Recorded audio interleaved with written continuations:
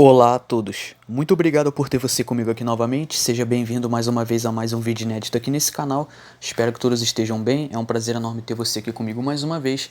Pessoal, hoje eu gostaria de comentar sobre um grande clássico da década de 70, um filme que pode ser considerado um dos pioneiros do subgênero slasher, que é Black Christmas, em português Noite do Terror, filme de 1974 dirigido por Bob Clark.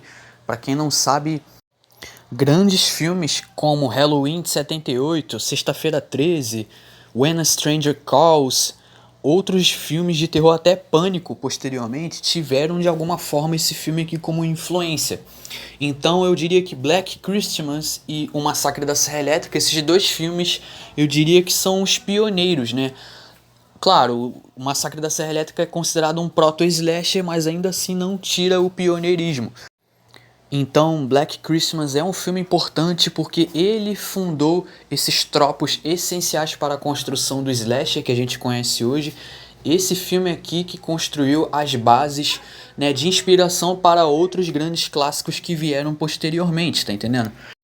Aqui estamos falando de uma produção canadense com um orçamento baixo, né? Um orçamento bem enxuto de cerca de US$ 600 mil. E aqui o roteirista canadense, o Roy Moore, que escreveu essa história, ele baseou o roteiro na lenda urbana A Babá e o Homem no Andar de Cima, que em inglês é The Babysitter and the Man Upstairs. Mesma lenda na qual baseou-se também o roteiro do filme When a Stranger Calls, que eu pretendo trazer aqui no canal também futuramente. Então ambos os filmes têm essa inspiração nessa história, nessa lenda urbana, que era uma lenda popular na década de 70. O Roy Moore também se inspirou em uma série de assassinatos reais ocorridos na área de Westmount, em Montreal, Quebec, durante uma época de Natal em 1943. Inicialmente o roteiro tinha o título de Stop Me e posteriormente The Babysitter. Porém, o diretor Bob Clark, ao assumir o projeto, acabou então alterando o cenário para uma fraternidade universitária e acabou refinando os diálogos para torná-los mais realistas. Bom, se hoje a gente assiste a filmes, né, que são ambientados em fraternidades universitárias, né, que tem esse tipo de dinâmica de cenário, muito se deve a esse filme aqui.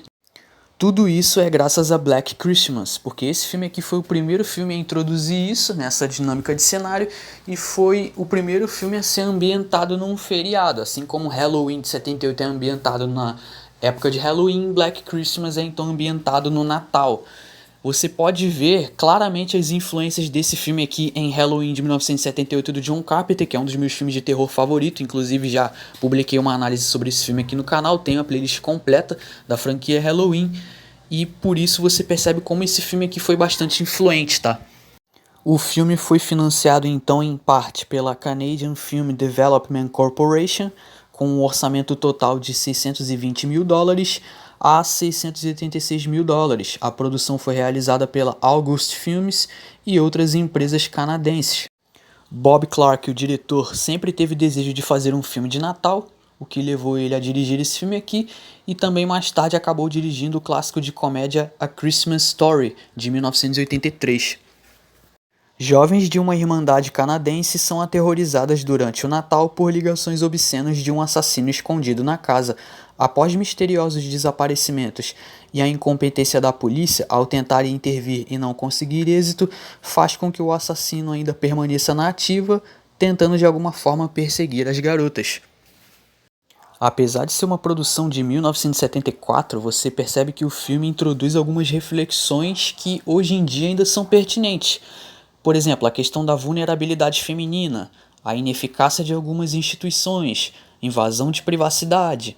O filme acaba então explorando o medo através então de telefonemas obscenos, a tensão da misoginia, a ausência de um final feliz, porque esse filme está longe de ter aquele final feliz que a gente conhece, muito pelo contrário, ele apresenta um final um pouco pessimista e faz com que o assassino nunca seja capturado de alguma forma. Isso deixa o espectador com uma sensação constante de ameaça e de impunidade perante o mal.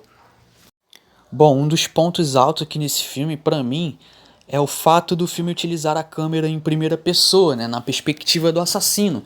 A gente vê isso também no filme Halloween de John Carpenter, de 1978, né? Então a gente vê a clara influência que Halloween teve desse filme aqui. O filme ele é efetivo na construção de uma tensão, de momentos de suspense, são bem construídos, tá? Assim, a ambientação também é muito boa, aquela ambientação que se utiliza de um cenário escuro com pouca luminosidade, né? Acaba criando aquela paleta de cores um pouco sombria, tá? E assim, o assassino aqui, no caso, que é apelidado de Billy desse filme, ele permanece um mistério até o fim. Por quê? Porque ele nunca é desmascarado ou capturado, né? Você em nenhum momento do filme sabe quem realmente é o assassino. Você sabe que de alguma forma ele é apelidado de Billy, né? Mas você não sabe quais são as suas motivações, seus objetivos. E isso acaba tornando essa experiência, ao meu ver, muito mais assustadora e perturbadora, justamente pela ausência de explicações. Assim como em Halloween de 78 de John Carpenter, tá? Então o que que acontece? Isso acaba subvertendo algumas convenções do gênero e consegue manter então o suspense até o final. Por exemplo, a identidade do assassino nunca é revelada, né? Ao contrário de outros filmes slasher. Aqui não, aqui a identidade do assassino é mantida sob mistério. Então você não sabe exatamente quem está por trás daqueles crimes, qual é a aparência daquele serial killer. Porque em alguns momentos, em algumas passagens do filme, acaba mostrando apenas um lado da face dele. Ou nessa cena que apenas mostra o olho, né? Ele de olho ali na vítima, na protagonista, a Jess. Então, assim, é um filme bem efetivo na construção do terror, tá? É um filme que, sim, pode ser assustador, sim. E, assim, preenche muito bem o que a gente espera de um filme de terror. Consegue, tipo assim, a violência, ela é sugerida. Então você não tem cenas explícitas de violência ou de gore por conta dessas cenas de violência sugerida, mas ainda assim o terror sugestivo e a ambientação, a atmosfera de suspense, né, e de tensão acaba fazendo com que essa experiência seja inesquecível.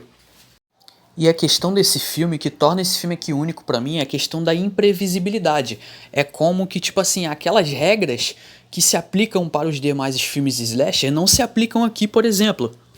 Pois aqui você acaba sendo surpreendido por achar que aquela personagem, aquela moça mais recatada, mais virgem, né, possa ser uma sobrevivente, e você pode ser surpreendido, né, ao se deparar com o fato de que ela pode ser uma das primeiras a morrer. Aqui, a sobrevivência também da Final Girl, né, daquela que você entende que é a protagonista, nem a sobrevivência dela é garantida. Então, como eu falei, o final do filme ele é sombrio, ele é um pouco ambíguo e pessimista. A Warner Bros. Tinha adquirido os direitos de distribuição desse filme nos Estados Unidos, estimou que o filme arrecadaria pelo menos 7 milhões por lá, porém o filme foi lançado em 1974 sob o título Silent Night ou Evil Night, mas arrecadou apenas 284 milhões durante suas exibições devido a uma concorrência com O Poderoso Chefão 2 e O Homem com a Pistola de Ouro, né? O filme arrecadou apenas 4 milhões mundialmente. Hoje ele pode ficar na sombra de muitos outros filmes, né? Outros grandes sucessos do slasher, mas muito do subgênero slasher tem que agradecer esse filme aqui, tá? É um clássico considerado cult, né? Ao longo do tempo foi ganhando mais notoriedade. Bom, por isso eu fecho Black Christmas com a nota 8. Eu vou fechando a minha análise por aqui, espero que tenham gostado. Se gostou desse vídeo e dessa análise, por favor, deixe seu like, comente sua opinião abaixo. Muito obrigado a todos pela paciência e pela atenção, vou ficando por aqui. Por hoje é isso, muito obrigado e até mais.